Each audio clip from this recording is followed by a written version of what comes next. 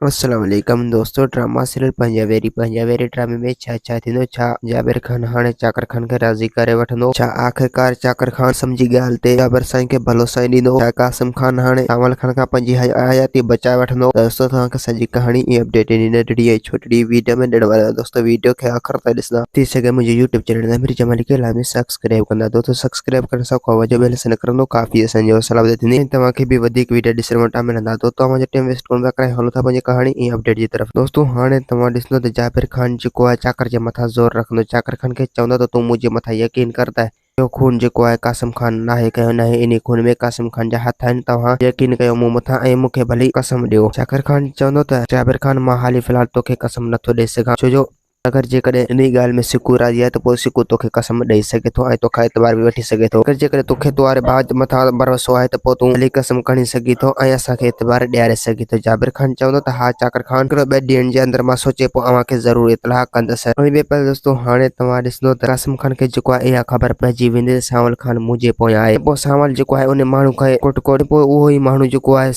कासिम खान खे फ़ोन कंदो ऐं कासिम खान खां हक़ीक़त पुछंदो त तूं किथे आहीं ऐं कहिड़ी जॻह ते आहीं। ऐं पोइ इहा जेका सॼी राज़ आहे उहा सावल खान खे ख़बर पइजी वेंदी ऐं पोइ सावल खान जेको आहे उन जॻह ते अची वेंदो जंहिं जॻह ते जेको आहे कासिम खान आहे। पोइ कासिम खान खे अगवा करे खणी ईंदो ऐं पोइ जाबिर खान जे अॻियां सावल खान उन जो दुश्मन थी पवंदो ऐं पोइ सावल खान जेको आहे कासिम खान खे खणी वञी चाकर खान जे क़दमनि में उछलंदो ऐं चाकर खान जेको आहे पोइ उन खे सज़ा ॾींदो ऐं पोइ उन खे नए से क़ैद करे छॾींदो। ऐं ॿिए पासे दोस्तों हाणे तव्हां ॾिसंदो त चाकर खान जेको आहे हसीना बेगम जे चवण ते आहिस्ता आहिस्ता जेको आहे सोरठ बेगम मथां शक कंदो। जीअं ई सोरठ बेगम ऐं हैदर पई ॿई पाण में गॾु वेठा हूंदा त पोइ चाकर खान जेको आहे हसीना बेगम जे ॻाल्हियुनि में अची ऐं थोरो उन जे मथां शक कंदो। जो हसीना बेगम हिकु अहिड़ी शैतान आहे जो चाकर खान ऐं सोरठ बेगम खे ज़रूरु अलॻि कंदो ऐं उन्हनि खे हमेशह हमेशह लाइ टोड़े छॾींदो। इहा जोड़ी मतिलबु त फिटाए छॾींदो। दोस्तों उम्मीद आहे कहाणी आहे इन खे पसंदि असांखे ॾींदा हाणे इजाज़त। वरी तव्हां सां मिलंदासीं कंहिं नई वीडियो में। जेसीं ताईं पंहिंजो ख़्यालु रखंदा। खुदा हाफ़िज़।